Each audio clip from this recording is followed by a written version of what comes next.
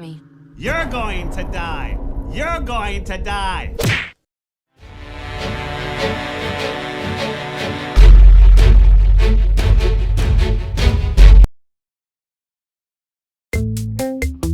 Halo Sobat Midik, kembali lagi bersama saya di channel Movie Addict. Hari ini saya akan membahas sebuah film bergenre horor berjudul Smile yang dirilis pada tahun 2022. Film ini bercerita tentang sosok makhluk halus yang melakukan pembunuhan berantai, yang mana semua korbannya selalu berkaitan dan mati dengan cara yang sama, yaitu dengan tersenyum. Tapi bukan berarti itu pertanda husnul khotimah. Film ini sukses membuat saya terkaget-kaget, apalagi ditonton saat malam dan memakai headset. Buat kalian yang takut nonton tapi penasaran, yuk sini merapat.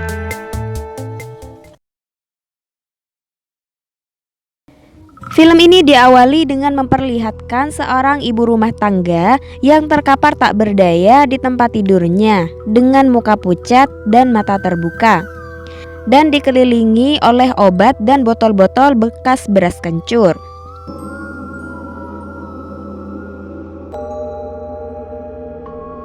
Rupanya itu adalah mimpi buruk dari seseorang yang bernama Rose yang tiba-tiba kaget mendengar suara telepon untuk menangani seorang pasien. Rose adalah seorang psikiater yang bekerja di salah satu rumah sakit jiwa dan sangat berdedikasi terhadap pekerjaannya. Saat hendak pulang, Rose mendapatkan pasien secara mendadak. Dia diberitahu bahwa pasiennya bernama Laura Weaver, seorang mahasiswi pascasarjana yang diduga mengalami gangguan jiwa.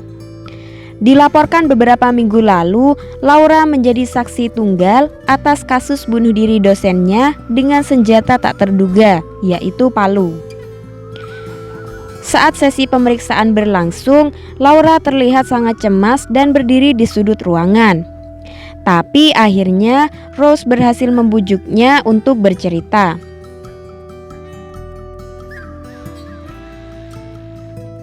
Laura pun menceritakan bahwa ia melihat sebuah sosok yang bisa menyerupai wajah siapapun.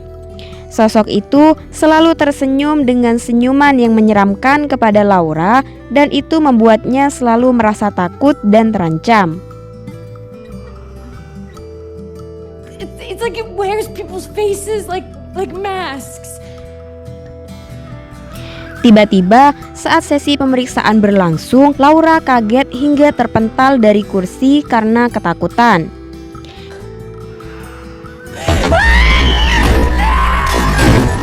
Ia nampak melihat sesuatu yang tak terlihat oleh Rose. Lalu Rose berusaha meminta bantuan, tapi tiba-tiba Laura mengambil pecahan beling dan mengiris lehernya sambil tersenyum menakutkan ke arah Rose. Hingga akhirnya ia pun mati.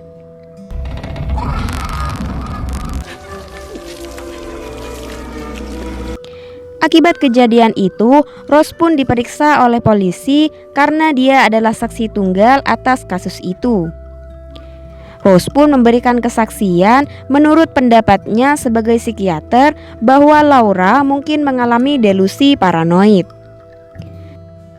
Sesampainya di rumah, Rose terlihat trauma dan ketakutan. Tak lama, ia melihat sosok menyeramkan di sisi ruangan. Tapi tiba-tiba pacarnya datang dan membuatnya sedikit tenang. Malam itu mereka berdua makan malam bersama kakak Rose. Di sana, Rose pun terlihat bengong seakan masih trauma dan merasa ketakutan. Keesokan harinya di rumah sakit, Rose sering diam dan bengong sendiri. Lalu saat di lobi, ia bertemu dengan salah satu polisi yang mewawancarainya kemarin, yang ternyata adalah mantan pacarnya. Dia datang dengan dalih ingin memastikan Rose baik-baik saja. Emang dasar mantan. I was on a call nearby and I just thought I would. Saat berjalan di lorong kamar pasien, Rose berhenti saat melihat salah satu pasiennya yang bernama Carl sedang tersenyum masam dengan pandangan kosong. Rose pun mendekatinya, berusaha memeriksa keadaannya. Tapi tiba-tiba dengan menatap terus ke arah Rose, Carl berkata bahwa kau akan mati. You're going to die. You're going to die. Rose pun meminta para staf untuk mengekang si Carl. Tak lama Rose pun dipanggil oleh atasannya yang bernama Morgan. Ia berpikir bahwa Rose mengalami lelah dan trauma atas kejadian Laura kemarin, sehingga ia bereaksi berlebihan pada Carl.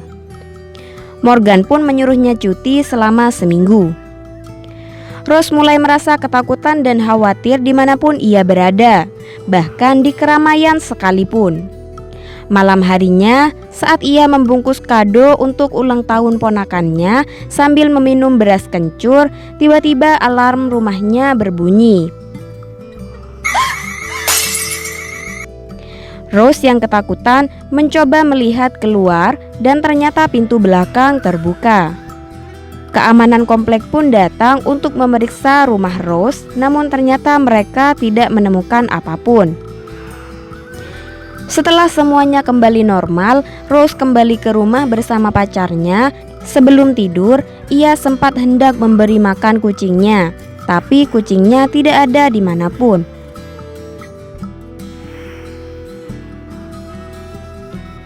Malam pun semakin larut. Saat tidur, Rose tiba-tiba terbangun dengan mimpi yang sama seperti sebelumnya. Karena tidak bisa tidur kembali, Rose membuka kembali rekaman percakapan dengan Laura, berharap menemukan sesuatu di dalamnya. Lalu tiba-tiba sosok wanita menyeramkan muncul di hadapannya. Sontak ia pun kaget hingga terpental dari tempat duduknya.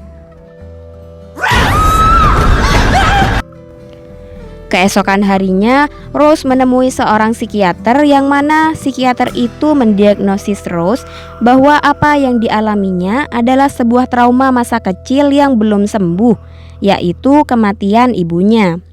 Ditambah kejadian baru-baru ini sehingga membuat Rose stres dan panik. Keesokan harinya Rose mendatangi pesta ulang tahun ponakannya. Rose berusaha menyembunyikan kepanikan dan ketakutannya sebaik mungkin. Lalu tibalah mereka di sesi buka kado. Saat membuka kado dari Rose, tiba-tiba kado itu berisi kucing peliharaan Rose yang sudah tewas. Semua orang yang hadir lantas kaget dan merasa takut pada Rose, yang mana saat itu dia sedang kaget melihat kucingnya dalam keadaan mati.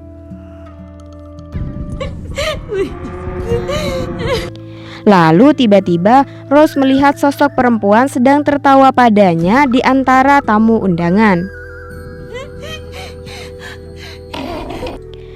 Rose berusaha menjauh tapi malah terjatuh dan membuatnya berdarah-darah hingga harus dilarikan ke rumah sakit. Rose berusaha menjelaskan apa yang terjadi kepadanya pada tunangannya, yaitu Trevor. Tapi ia malah menganggap Rose gila, apalagi ia memiliki faktor genetik dari ibunya untuk penyakit itu.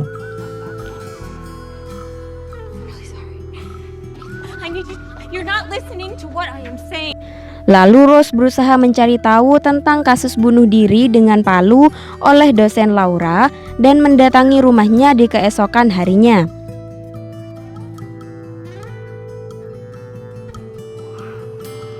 Istrinya pun bercerita bahwa beberapa hari menjelang kematian, dosen itu merasa gelisah dan ketakutan.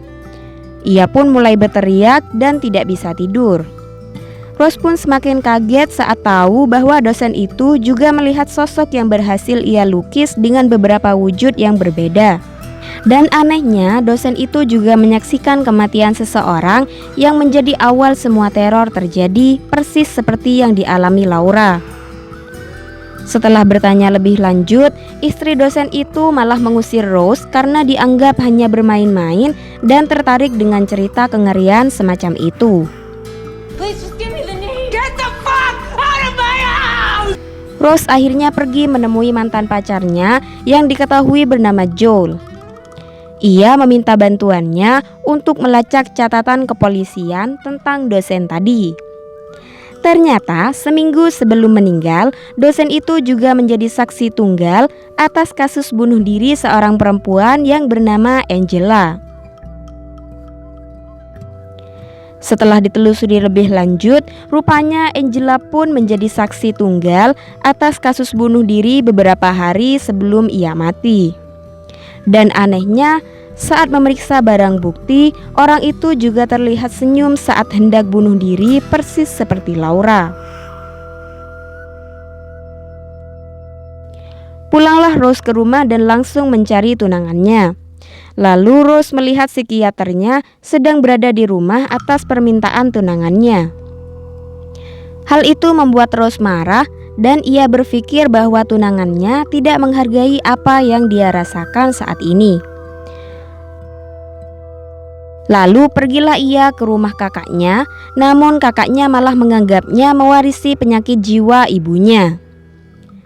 Saat Rose hendak pergi, tiba-tiba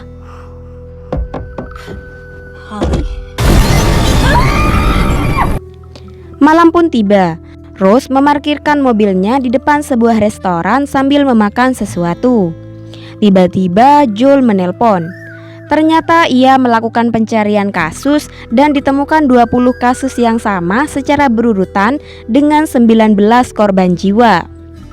Satu orang bernama Robert berhasil selamat dari rantai kematian itu dan saat ini ia sedang mendekam di penjara.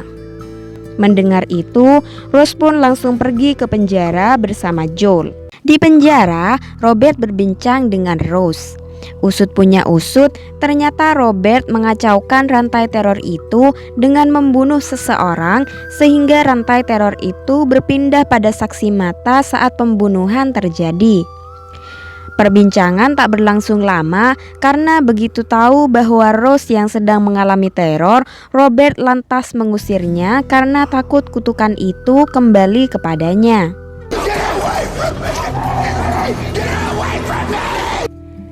Kata-kata Robert terus berputar di kepala Rose. Di satu sisi dia ingin lepas dari kutukan itu, tapi di sisi lain Rose tidak bisa membunuh orang lain. Tak lama, datanglah psikiater Rose yang mana dia bermaksud untuk membantu menenangkan Rose. Sebagaimana sesi pemeriksaan pada umumnya, psikiater itu mulai menanyakan beberapa hal pada Rose terkait kecemasannya. Sampai akhirnya Rose mendapatkan telepon dari terapisnya. What?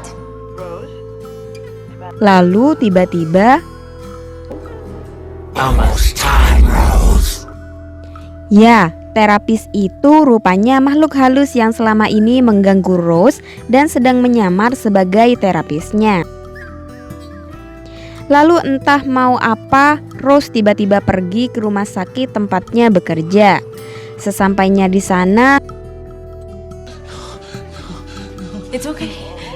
tiba-tiba Rose menusuk Carl hingga berlumuran darah. Lalu tiba-tiba Rose terbangun dan ternyata itu hanya mimpi.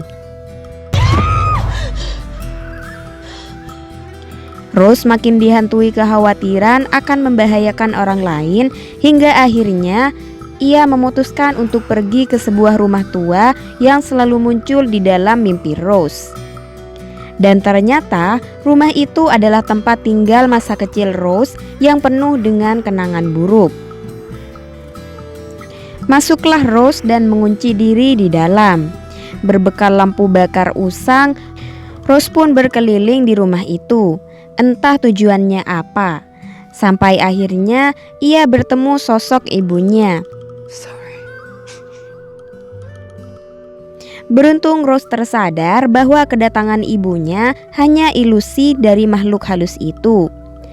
Lalu ia pun berubah menjadi sosok tinggi besar yang menyeramkan. Rose terus berusaha menghindar, tapi akhirnya Rose pun tertangkap oleh sosok itu. Dengan sekuat tenaga, Rose melawan dan akhirnya ia berhasil mengalahkan sosok itu. You can't escape it.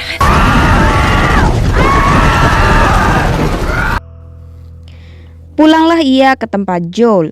Karena ketakutan, ia meminta untuk menginap di tempat Joel dan ditemani olehnya. Lalu tiba-tiba Joel menunjukkan gelagat aneh. Rose pun lari, dan saat membuka pintu rumah Joel, ia kembali lagi di rumah tua tadi.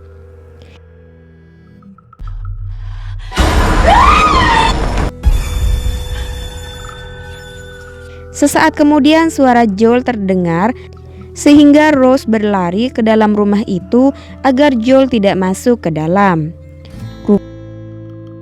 Rupanya sosok itu mengendalikan pikiran Rose. Ia pun kembali mengambil alih tubuh Rose.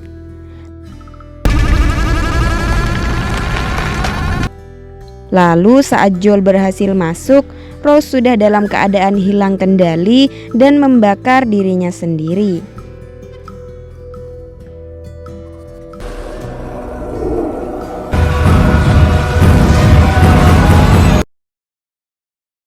Scene ini menutup alur cerita film kali ini. Terima kasih banyak sudah menonton sampai akhir. Semoga kalian paham dan terhibur ya dengan alur ceritanya.